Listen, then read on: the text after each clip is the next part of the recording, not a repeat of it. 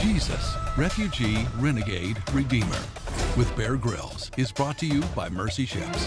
mercyships.org. Be part of the adventure.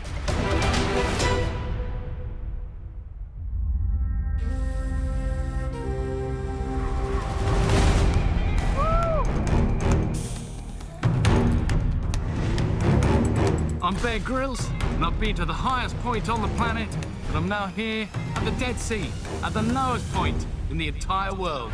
Get ready for the ultimate adventure.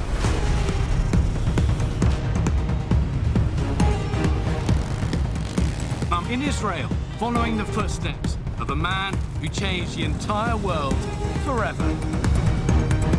The Refugee, the Renegade, and the Redeemer. Jesus of Nazareth.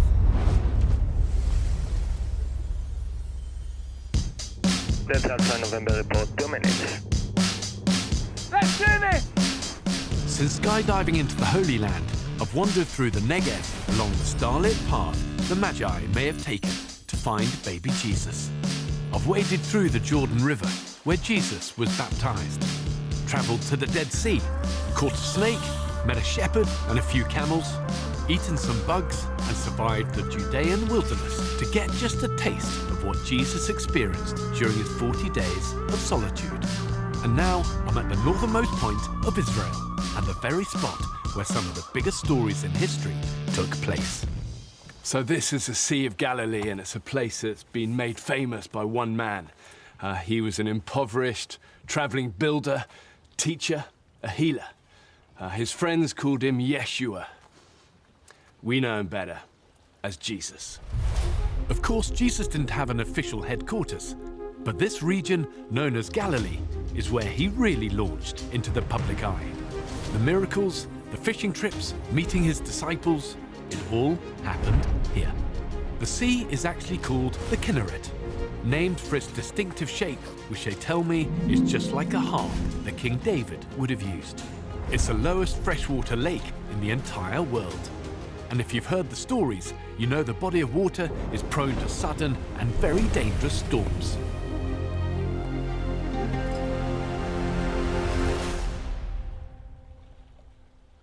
This place is known for either being deadpan calm or raging violent storms on this sea. Today, it is flat mill pond. I'm hoping for a little bit of a breeze. I got this sail here, this old fishing boat, but that's not gonna happen. But as a survivor, I always know, always have a plan B.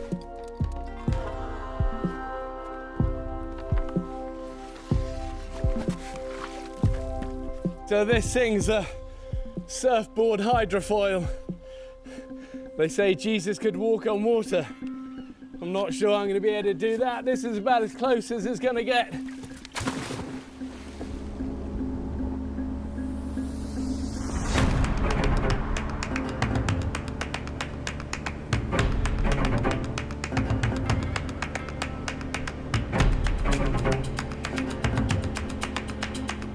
So the shores of Galilee are a little further down the lake.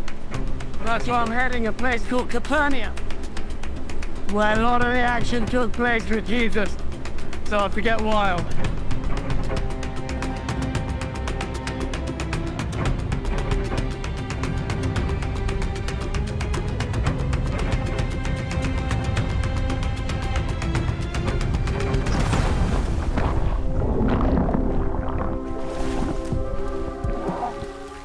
I've learned I can't walk on water, and maybe like Peter, sometimes I lack faith. Welcome to the human race. Okay, one more go standing, and then we're getting ashore.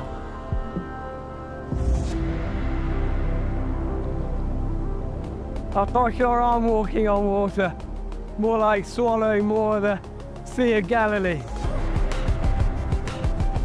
Okay, heading into shore.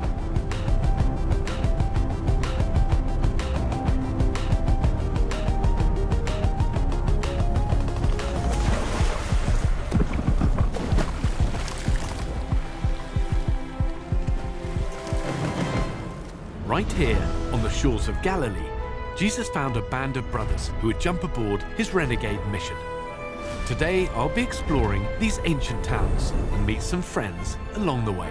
I'll even get a bird's eye view of the region. But first, I'm going to follow a path that Jesus himself may have walked.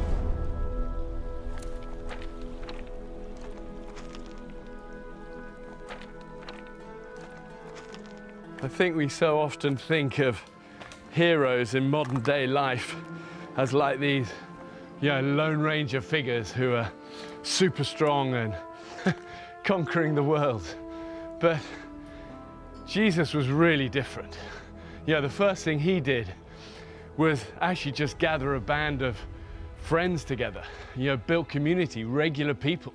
The people he brought to him were the fishermen, the guys who lived on these shores, hand to mouth. They weren't the elite. They were just probably wild people with messy lives and imperfect lives.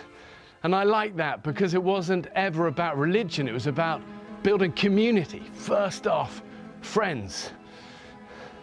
And that's powerful. So who were these friends of Jesus? History records 12 men as the disciples, but I have a few favorites. Peter, Andrew, James and John.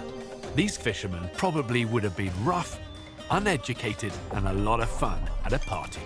Matthew was a tax collector, so presumably wealthy, but also hated by his fellow Jews because he worked for the Roman government. Simon the Zealot was most likely a political activist, dead set on overthrowing their Roman occupiers. I can't imagine these guys getting along. And that's what I like about Jesus. He cast a broad net, unifying people of different cultures, economic ranks, and political parties.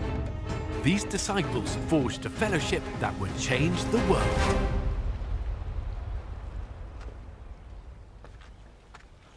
Oh, look, there's a fishing net here.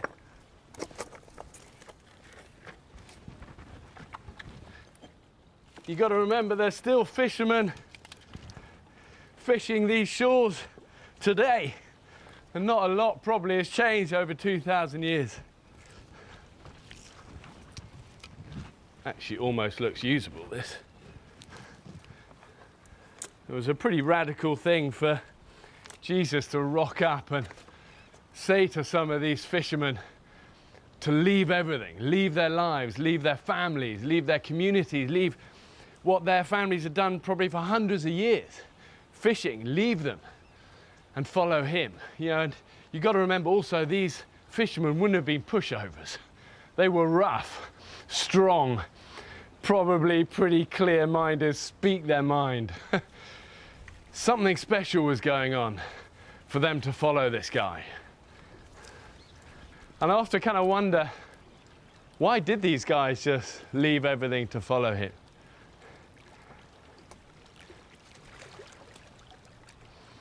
Apparently one time, Jesus said to them, throw your nets there. And these guys must have thought, who is this joker? We know how to fish. Don't you tell us how to fish. And he insists, he said, throw your net there. And they reluctantly throw the net and boom, they just explode with fish. So like they've never seen, so they can hardly haul them in, and they're screaming for their friends to come over and give them a hand. And at that point, you might be beginning to think, who is this guy? And they might not have known what he was about or where he was going to lead, but what they did sense is that there was something special going on. And no one else has spoken to them like that and connected with them like that and showed them things like that. But I suppose ultimately, why did they leave everything and follow him? I think, they'd seen those fish nets exploding, but I think ultimately it was a step of faith. It was a step into the unknown and a feeling in here. And sometimes in life, that's the thing to follow. Not always just head, sometimes heart. And if they hadn't, the story would have been very different.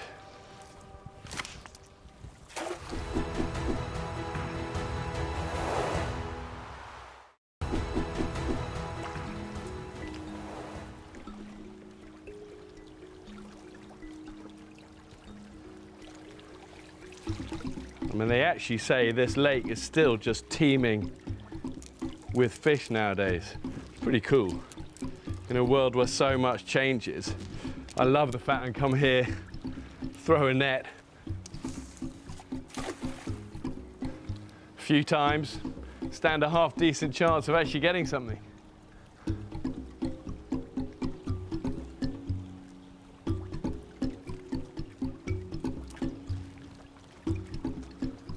Look, there's one there. Trying to get him. I got him. Have I? Yeah, look. It's not exactly the net's bursting with hundreds of fish, but it's one.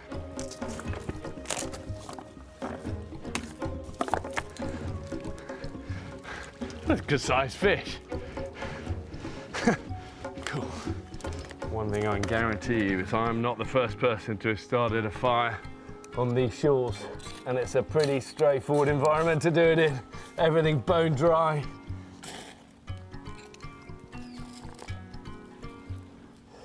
And wow, Jesus would have spent a lot of time sat around a fire on these shores eating fish.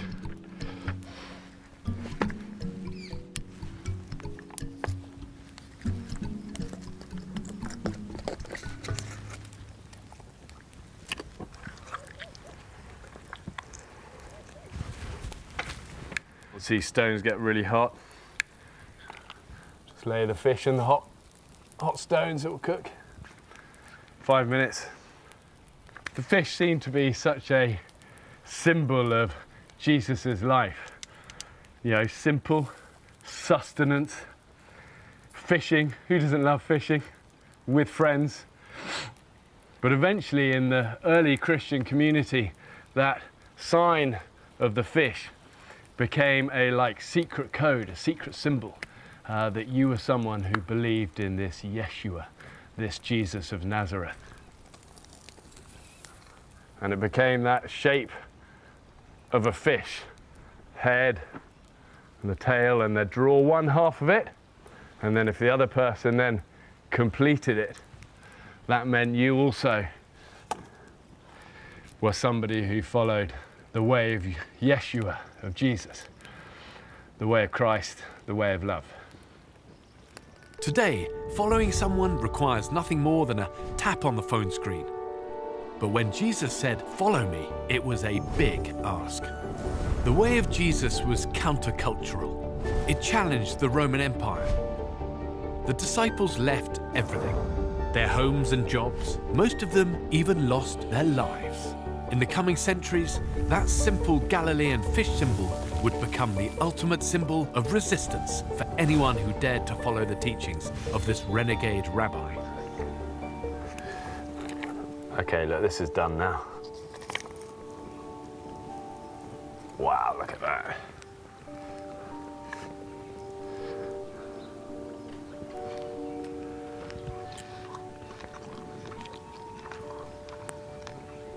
Wow, that's a meaty fish. So good.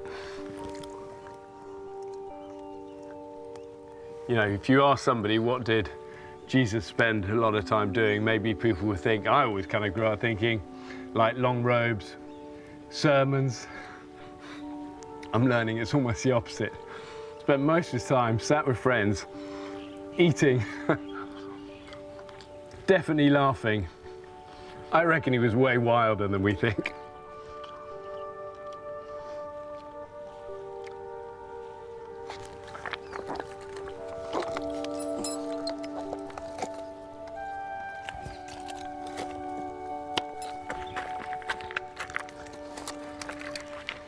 Okay, moving on. I can actually see Capernaum now. Let's do it.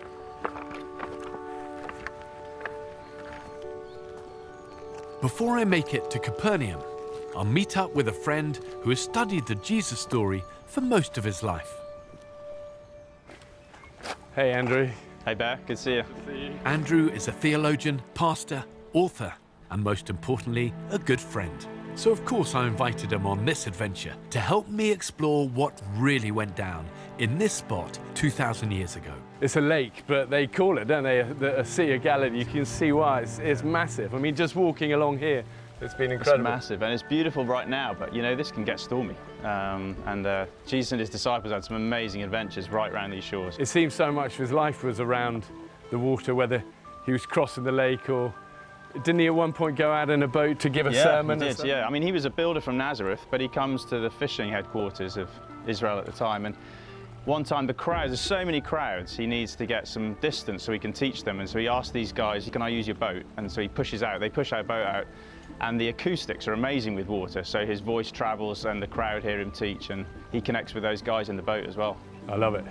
I was thinking as we're here, maybe we should take a little swim. And also I want to hear about that. I mean, the story I love is of the storm, because this place gets wild, doesn't it? It does. It's a basin. You can't see it. I mean, it's normally late in the afternoon, and the storms are called sharkia in Greek, which just sounds dramatic, doesn't it? These sharkia storms, they whip up, and the waves can be 6 foot. So, you know, even hardened fishermen can be pretty frightened out there, yeah. Well, as it's calm, let's take a dip. Take a dip? I think let's use like one of these bits of driftwood, get one bit each. Okay. We'll swim, we'll take that out. We don't want to sink. Cool. That's our safety. You're on. Okay? Yeah. It might be my favourite Jesus story. He was crossing the Sea of Galilee with his closest friends when a massive, deadly storm overtook them. The waves crashed against their little fishing boat. Everybody was freaking out. But Jesus, he was sleeping.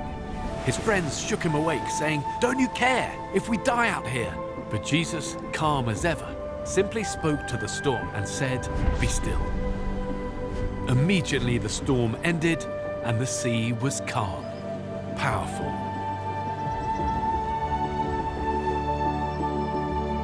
Wow, it's pretty beautiful. Oh, I bet as fishermen they dived in. Don't you reckon they dived in a lot?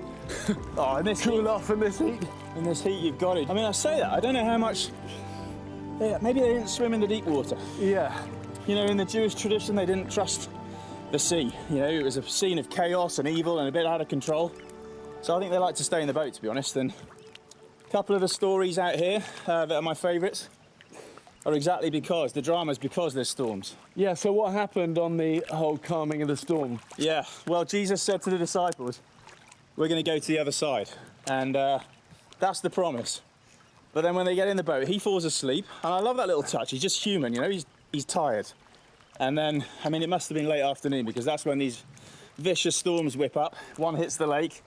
These hardened, tough fishermen, they've been through it in their boats. They're terrified. Yeah. But it's so out of control. The fishermen wake the builder up and say, don't you care that we're going to drown? He's still asleep. You know, he's sleeping through it all. Jesus. They think it's life or death.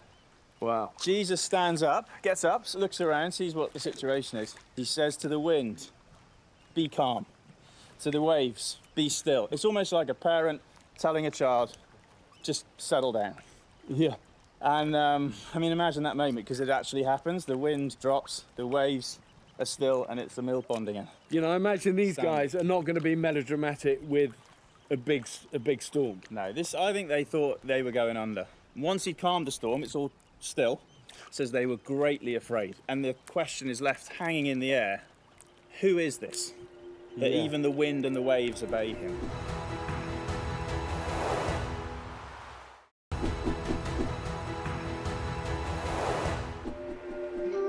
I mean, it would kind of blow your mind. I mean, you'd be left with so many questions about, because you can't just make a storm stop. It was overwhelming power that they were encountering in the presence of Jesus, and they couldn't understand it. But also it's a sense, isn't there, that like, they're skeptics as well. Yeah. They're the tougher skeptics, because really you only have to do one miracle for real, and that should be proof. Yeah. But it's like never enough. Yeah.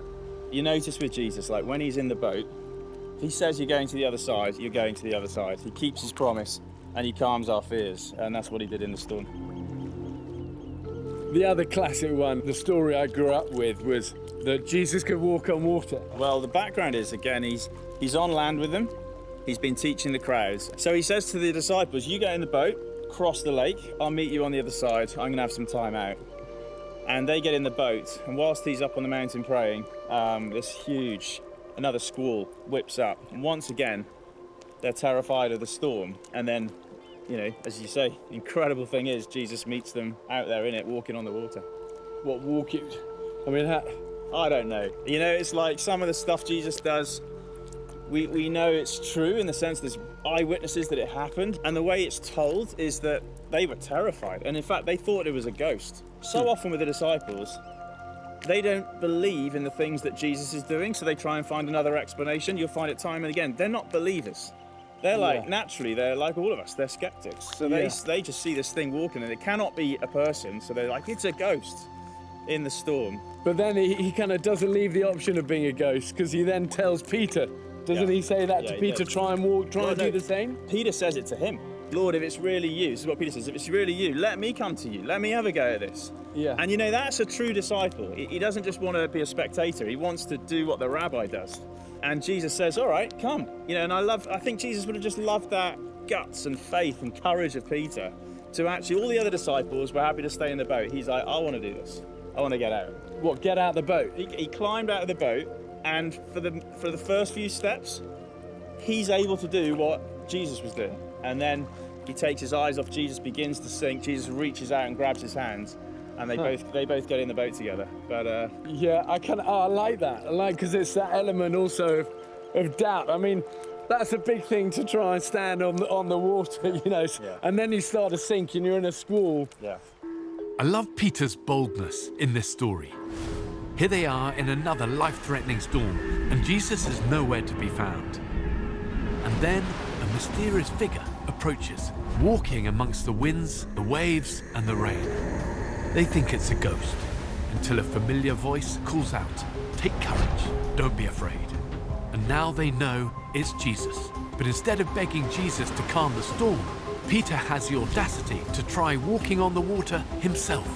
For a moment, it works, until Peter takes his eyes off Jesus and sinks beneath the waves.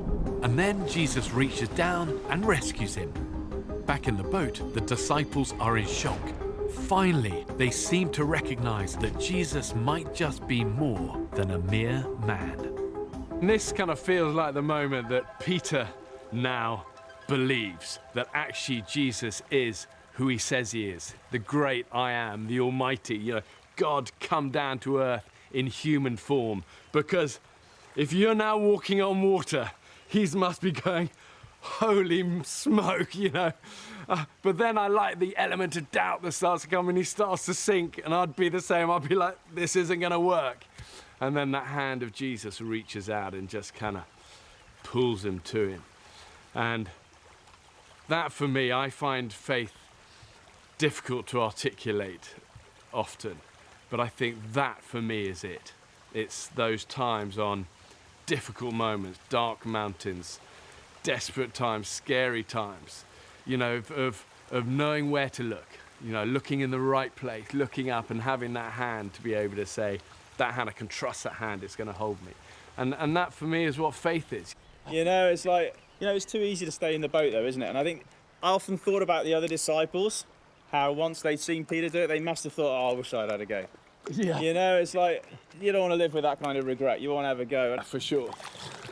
And soon after this, Jesus says to Peter, right, on you, you're going to be my rock, and I'm going to build my whole future mission on you. And it wasn't because he was the brightest or the smartest, but it was, I think, because Jesus saw in him, he's just got that childlike faith and that guts to have a go. And Jesus loved that. He was brave. That's quite a thing, isn't it? It is. Should we go ashore? After taking a swim with my friend Andrew, I'm finally headed towards Capernaum, where a little chapel has been built on the very spot where one of Jesus' most incredible miracles took place. Hello. Hey, nice to see you. Welcome. Come. Father Aronakos oversees this beautiful seaside chapel bordering the ancient ruins of Capernaum. Do you swim in the lake, in the sea? Every night. Every night? Yes. Wow. I would do the same, I think. He loves to welcome explorers who want to know more about this miracle-working rabbi who walked on these waters. But look at this view. Wow. What sort of town was Capernaum? Capernaum at that time, it was between 12 to 16,000 people, a huge city for that time. They have even a wall around the city. They have a centurion, it's 100 soldiers, keep the Roman law, because it was a marketing center. So it's a big trading town, people Yes. from all over. It's a port. Port, okay. Port for all the cities around the lake. And why is this place special for you? Jesus, he spent the 3 last years of his life in this spot. He says, Capernaum, it's my town. He breathes this earth, he drinks this water, he eats fish from this water. So how not to be blessed? That's why for all Christian world, Holy Land, it's holy. And when you swim every evening in the sea, what do you feel? I try to walk like Jesus, but never happened to me. Yeah. But Jesus did things like nobody else in stories, in all the human history. Many of the miracles of Jesus seem to have happened around Capernaum. Yeah. Like what sort of miracles happened here? The miracle dedicated to this place, to this church, is a miracle of the crippled man. So the French climb on the ceiling, they open hole to the ceiling, and with the ropes they put down in the front of Christ and the people. Yeah. Jesus says, I forgive your sins. The rabbis from the city that was inside in the house, they start to thinking, who is this man? Why he say these words? Yeah, that's a big thing to say, I can forgive your sins. I forgive your sins. Who is this man? Yeah. Who is this one taking the sight of God? And Jesus says to the man, wake up and go. So he can say just, wake up and go. Yeah. 100% miracle. Yeah, and that was here.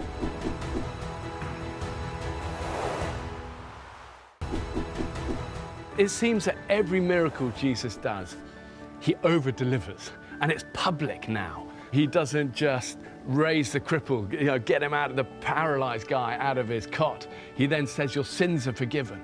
And everyone's going, who is this guy who's saying these sort of things? And you can sense now this energy building. People are seeing it, people are starting to talk. That time, it's not like today you have a hospital, you make a surgeries and all these things. Nothing. Yeah. And the daughter of Jairus. Jairus, it was one of the chief rabbis from the city. The chief rabbi came to ask from Jesus, please, come to the house, my daughter is sick. So came the servant from the house and said, the daughter already is gone. Yeah. And Jesus says, let's go to the house. She's just sleeping. So he went there, sit on the bed and says, Talitha kumi. Kumi in Hebrew it means wake up, to take from the death and return back to life. Jesus raises this guy's daughter, picks her up, Talitha kum, I think he said, this like really cool word of like, up you come, give us something to eat, here we go. And you can sense this energy, both positive and negative, because it's super threatening. It's like, hold on, some people are saying like, the Messiah has come, and like, come on, get real. It's like, this isn't happening. These aren't small miracles. Oh, no. That's like raising someone from the dead. Yes. And sometimes people say, I bet the miracles didn't really happen, or they were just fishermen. So when they see something like this, something not a human power, they can see God's hands. The sick healed, blind eyes opened, the dead raised to life. Eyewitnesses claim it all happened right here. The first recorded miracle was a paralyzed man lowered through the ceiling. After meeting Jesus, he simply gets up and walks. Then there was a Roman centurion. The Jews must have hated this guy. But that didn't matter to Jesus. When the centurion pleaded for his sick servant, Jesus healed him. The daughter of Jairus, the synagogue ruler, was raised from the dead. And later, a desperate woman pushed through the crowds to meet Jesus. For 12 years, she had been plagued with a bleeding sickness. But after touching Jesus' cloak, she was healed. And then on a nearby hillside, Jesus was speaking to a massive crowd. When the people got hungry, Jesus multiplied 5 loaves of bread and 2 fish into a big enough meal for what some estimate to have been 20,000 people. Jews, Romans, rich, poor, these signs and wonders were for anyone. And because Capernaum was such an important hub in this region, these Jesus stories were beginning to spread. It's interesting with Jesus, so much of his words and actions were documented and witnessed, not just by a few, but by thousands of people in public places. The only thing, though, you could possibly level at Jesus and criticize was when he stood up in public and said, I am God. You know, he's asked, are you the Son of God? And he goes, I am. And that is either the worst deceit, the worst, the darkest lie, or it's true. It's like, it's hard to find middle ground on this. He didn't leave us that option. You're not a good guy if you claim to be God, unless you are. I notice in those stories that Jesus always seems to do more than expected. Yes, yes. You cannot explain in other way, just with the faith. Do you believe or not? You want to believe, you are free to believe. You don't want, stay where you are. Jesus is always Jesus Christ around you, but it's never to force you to enter in your heart. What does that mean? The heart is the door, got a handle only from inside, from you. If you open, he comes. You don't want to open, he stays still humble around you. So just explain to me, why would you follow Christ? I love him, so I never find something better for me. That father, you know, his life has been here, and it's like he wants to be here because the person he loves more than anything in his life, this Yeshua, this Jesus, he feels close to him here. And I love that, I respect that, the fact that he swims every night. And you know, imagine swimming here every night, that connection with the person you love so much. And it's like this faith is, 2,000 years ago, means it would be dead. But I'm here and I see this alive and changing people's lives. And the other thing, it lights their eyes up. All these people I meet, their eyes are like bright. There's a connection when they start talking about this person, this Yeshua, this Christ.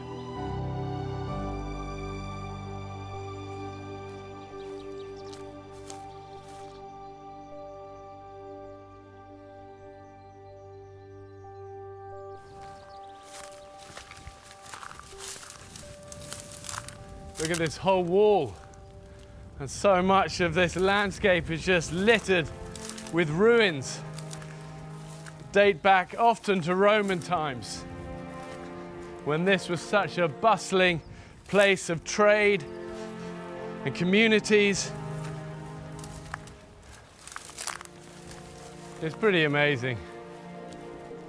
Centuries ago, Capernaum was abandoned and its exact location was lost.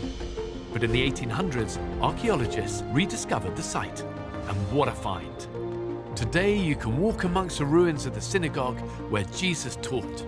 You can find the remains of the Roman garrison, which was most likely the home of the centurion whose servant boy Jesus healed. Even the home of Peter, Jesus' chief disciple, has been discovered amongst these treasured ruins. Something about feeling like that you're walking in places that Jesus actually walked.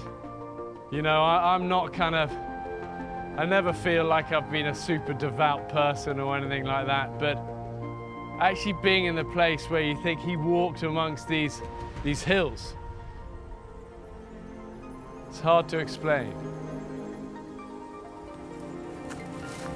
Most of my life, these Jesus stories have felt so far away. But being here, walking amongst the ruins on the very hillsides where Jesus taught, it makes these stories feel so close and alive.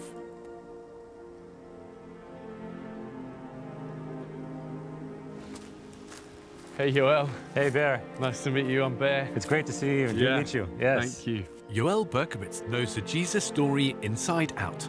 As a teacher and tour guide, he's led thousands of people on their own journeys of discovery in the very footsteps of Jesus. This is a landscape that's full of love, full of memory. It's such a rich place. Do you feel that when you're in this sort of place? Oh, absolutely, because there's so much here to learn because of what happened here, particularly in the life and times of Jesus. Yeah. And Yeshua when he was here. And I suppose so much of his time was on the lake or around the lake in the towns and the villages. He's going to all their villages and towns. He's going to the people, to the community centers and the synagogues. And there he meets everybody. They come to him. Do you think he ever climbed a tree? I would hope so. I reckon. Yeah? Isn't that what they're there for, no? Yeah, you want to sit in that one? Let's try that. It on looks then. good for me.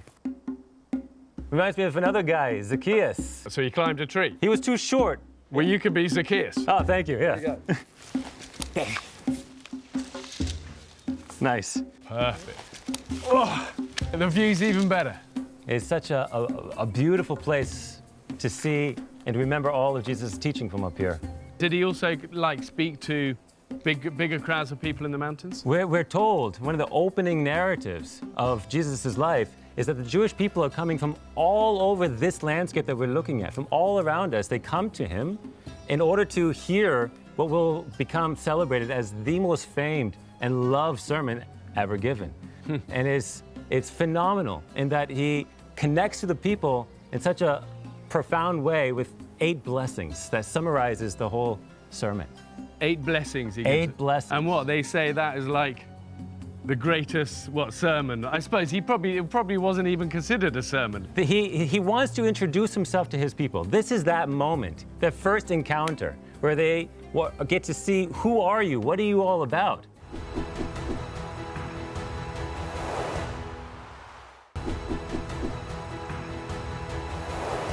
This legendary hillside chat we call the Sermon on the Mount contains the very heart of Jesus' renegade mission. The first part is all about the 8 blessings Jesus declared over the poor, the sad, the meek, the merciful, the pure-hearted, the peacemakers, the persecuted, and those hungry for spiritual truth. In the second part, Jesus called his followers bright shining lights, their good deeds pointing people to God. The last and biggest part of the sermon is the ultimate guidebook for life. The Jews already felt crushed beneath so many laws, and the religious leaders could be strict. But Jesus talked about laws that governed the heart. If someone sues you, give them what they ask for, plus even more. Jesus even talks about money, marriage, and how to pray. The Sermon on the Mount was more than a sermon. It was an invitation to live in an entirely different reality, a place Jesus called the Kingdom of Heaven.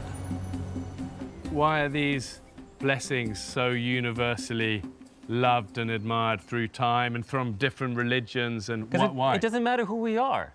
It doesn't matter if I'm Jewish or if I'm Arab or where I'm coming from. I'm human being. I'm human. So give me an example of some of these blessings. So a beautiful one might be, blessed are those who mourn, for they will be comforted. Who amongst us hasn't mourned? And I suppose that speaks to anyone who's sad. Anyone, even if you're a child. All right? It's not just about the adults. We're crying, right? We're in pain, we're sad. But he says, blessed are you if you're mourning, if you're sad, if you're grieving. A friend of mine who I climb with sent me one years ago, and I always remember it. And it's like a modern translation of saying, you're blessed when you're at the end of your rope. I always understand that, you know. When you're at the end of your rope, there's more of God, more of inside, and less of you. Right. And I like that, you know, because sometimes we don't have a lot left to give. Right. Another one that I love is, blessed are the peacemakers, for you will be called children of God. Blessed are you if you are one who strives to make peace. And so I have to strive to do that with you in my community or you outside my community. And if I do that, what will I be called? Children of God. The world desperately needs peacemakers right now. We struggle for that. And that means as much, I suppose, for within our relationships and our families, as much as between countries. If I cannot make peace in my family, how am I supposed to know how to do that on a larger scale? It's hard enough in family. It's hard enough in a broken home. Who amongst us do not have brokenness in our homes? Start there. Jesus, he always seemed to be telling stories. Yeah. He was speaking stories that regular people could relate to. They probably never heard, they'd only ever probably heard, like in the synagogues, all the formal readings. That's what my experience was in church. Like in the Christian church, with here is a reading from whatever, Yeah. and a bit of Latin and you know? One of the really famous ones, I think because so many of us connect to it personally, is the parable of the son, who comes from a wealthy family, but he comes and says to his father, give me my inheritance. I'm done with this family, I'm going. This story I know. An idealistic young man sets off to make a life of his own. He's finally free of his father's house and his father's rules. He can do whatever he wants. But when the money runs out and the young man finds himself living and eating with the pigs, he begins to see that life with his father wasn't so bad. So the young man journeys home, covered in muck and terrified. And then the plot twist. The father runs through the fields and hugs his son. He isn't angry. In fact, he's been searching for him this whole time. The father is overjoyed that his precious son has come home. I like the fact that God puts his own dignity aside just to get to the son, to run every day looking for the son. Right. That's cool. Doesn't matter what people think of me. Because I grew up thinking of God of like very scary, very far away, very dignified and serious, and not like, didn't care. Why would he care about me? It's a story about God, represented by the Father. What is he like? He's looking for me. That makes me feel like I have some worth. Right. That's beautiful, isn't it? Give me a sermon, I fell asleep after 5 minutes. Give me a story with some drama, some humor, some shock. I'm awake. Jesus, he's the biggest storyteller. But not just any stories. They're all about God and all about us coming together. I've noticed that every story, every miracle, it was always about helping people or healing people or just affirming people or strengthening them or feeding them. And I think it's that ultimately was drawing these crowds of people from the most unlikely backgrounds whoever he encountered. Whoever it was, rich, poor, educated, uneducated, man, woman, child, or old person, they came away richer, happier, more at peace, and more healed. Jesus' message was getting out there, and the crowds were growing. They were desperate for healing, a blessing, a miracle. It's no wonder Jesus was known to retreat to the quiet, lonely places so he could recharge and renew his perspective. In fact, that sounds like a great idea right about now. Okay, paramotor on, lay the paraglider out, and then we're good to go, come on.